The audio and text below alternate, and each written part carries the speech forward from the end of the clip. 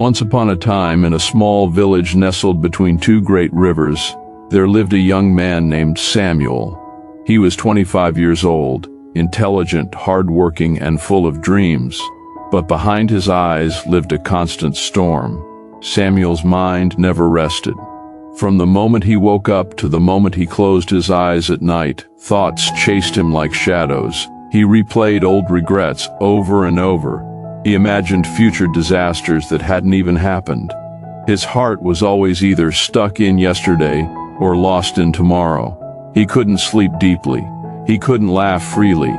Even on beautiful days, he felt a strange heaviness that he couldn't explain.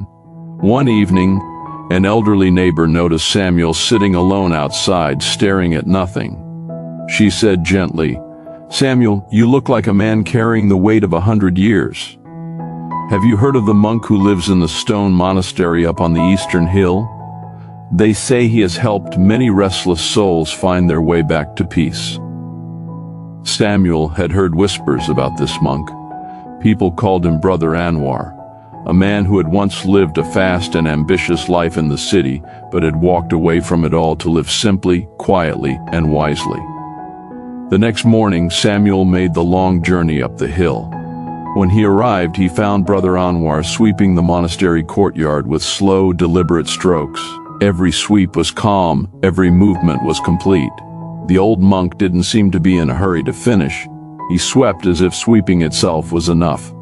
Samuel bowed and said, "Brother Anwar, my mind is my enemy. I am tired of my own thoughts. I came here hoping you could show me how to find peace." The monk stopped sweeping. He looked at Samuel with warm, unhurried eyes and said, "I will help you. But first, come with me." He led Samuel inside to a small stone room. In the center of the room was a single white candle. Brother Anwar lit it carefully, then turned to Samuel and said, "Take this candle, carry it through every room of this monastery, all 12 rooms, without letting the flame go out. The windows are open and the wind is strong today. Can you do this?" Samuel looked at the small, delicate flame and nodded. "I will try." He lifted the candle and began walking. The first room was easy, but by the second room, a breeze came through the window and the flame flickered wildly. Samuel slowed down. He curved his hand around the flame. He adjusted his steps. He became completely focused, not on the monastery, not on the rooms, not on anything except that one tiny living flame. Room after room he moved with total care.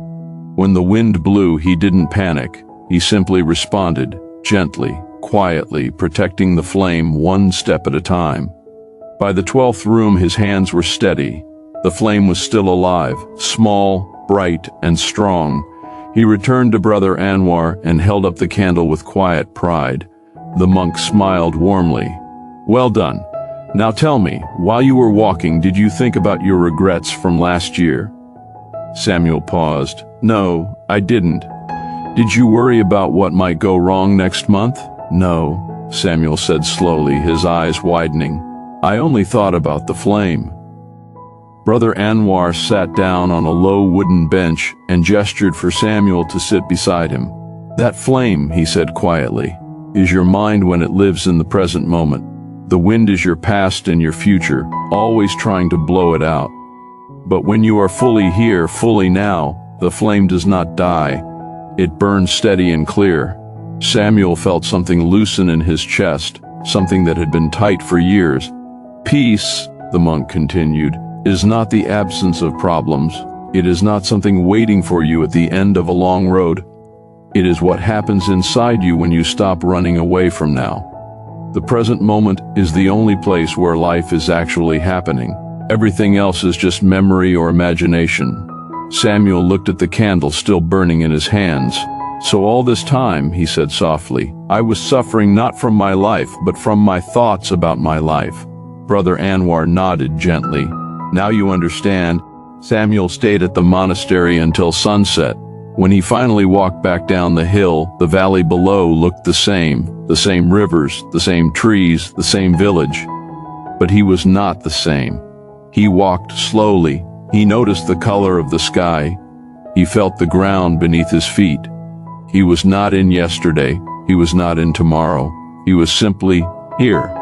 And in that simple here, for the first time in years, Samuel felt something quiet and warm settle inside him. Peace. If this story spoke to your heart, share it with someone who needs a moment of calm today. Subscribe to our channel for a new story every week. Stories that carry real lessons for real life. Until next time, keep your flame burning, stay present, and stay at peace.